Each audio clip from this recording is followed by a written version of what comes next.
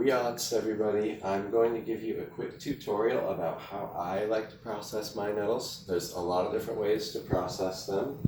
This is my favorite way to process them because I have a freezer, and that means that when I eat them months down the road, they're still going to taste like they're fresh greens. The process for blanching these is pretty easy. This is my field bag where I have all of the stinging nettles from a previous harvest. You want to try to process those within 1 to 2 days of harvesting them. Once you get to 3 days, they do start to wilt. So I've already got a pot of boiling water here, a really big pot in a Dutch oven, so it's nice and thick. It's going to retain the heat because I'm going to be putting stinging nettles in and taking stinging nettles out, and I want this thing to stay as hot as it can. Here I have the ice bath. When I put the stinging nettles into the ice bath, they're going to stop cooking, and so they'll stay fresh. And then I'm going to put them in the strainer bowl. I like to lay out a towel, makes cleanup easy, and just grab a little handful of stinging nettles with my tongs here. Put them in there and just do this in batches.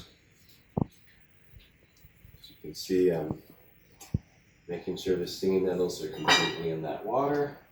I'm going to let them boil for just around a minute, maybe more, maybe less. And that's going to remove all the sting from these stinging nettles. It's going to just get any little bugs off of there, any dirt, maybe bird poop, you never know. It's wild harvested, so I think this is a nice, easy processing method that cleans it without necessarily sanitizing it with any kind of additives.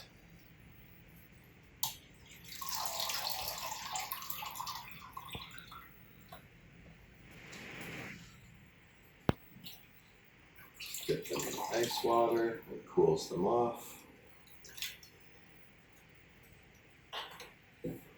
Now once I've processed that first bunch, I'm going to grab another. So you can see here that there is some grass right there. Sometimes you get bycatch, different other kinds of plants that were out there when you were picking, which is another reason I like to give them a quick blanch. Just let those boil for a little bit. And so while we're waiting for that to boil, let's practice the word for stinging nettle. The traditional Lushootseed name that our people once called it is studs. Studs. So that last hard fricative X at the end, then there's a DZ at the end too. Uds. And then the first syllable is st. It's an S glottalized C. St. And then the last syllable, z. Studs. Studs. It's a pretty tricky word, and it literally translates to sting. It's related to the word in Flogging, our neighbors to the north, the straight Salish speaking people, and that's stuff. So it's basically the same root, studs, and that also means sting.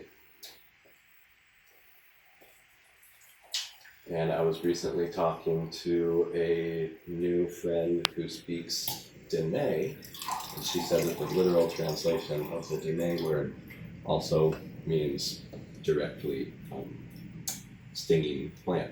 So English, Dene, Lushootseed, Flogging, all call this plant stinging plant.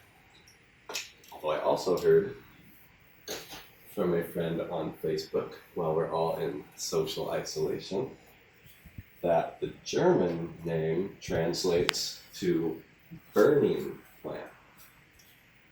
It's kind of interesting. I think I mentioned on the previous video that our Salish people used to flog themselves with stinging nettles on purpose. And then I recently had some more added to my knowledge about that piece of work, is that they would have somebody else flog them with the boughs of stinging nettles, and then the person would then immerse themselves into cold water, be it an alpine lake, a river, or the ocean. That was a traditional practice. I would imagine it might be some cleansing or purification practice, or a ceremony marking some kind of passage. I would imagine it's something significant, because that sounds like a pretty serious thing to do, like a roller coaster of sensations, and potentially a great trial for your body. It's another Salish challenge that you can all do. So here we have the stinging nettles in the hot water in this big Dutch oven pot.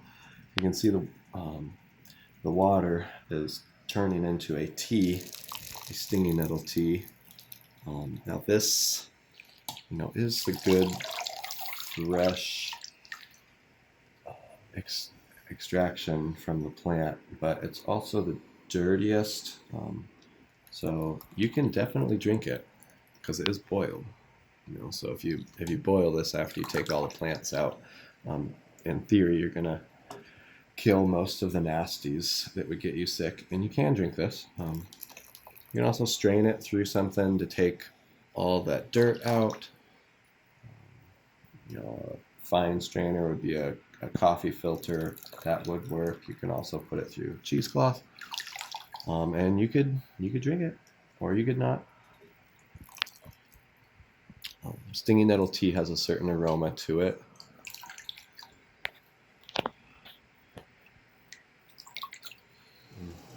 And theoretically, you can still make tea out of these plants. You can put these in clean water and continue to boil them and make really good tea.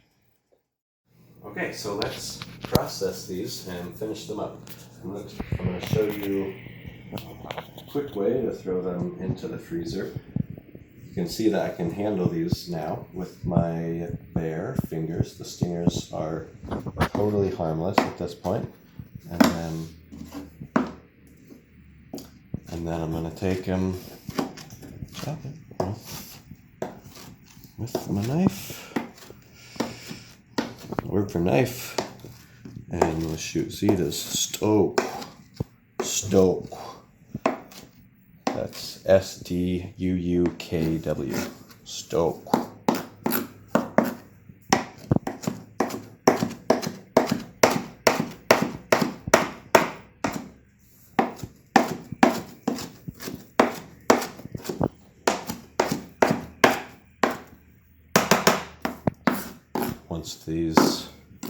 Once these are minced, just put them straight into the ice cube trays, and they'll remain fresh as they are right now. You can take them out a couple at a time to put them in some scrambled eggs. Same way you might any other greens like spinach. You can take them out and turn them into pesto.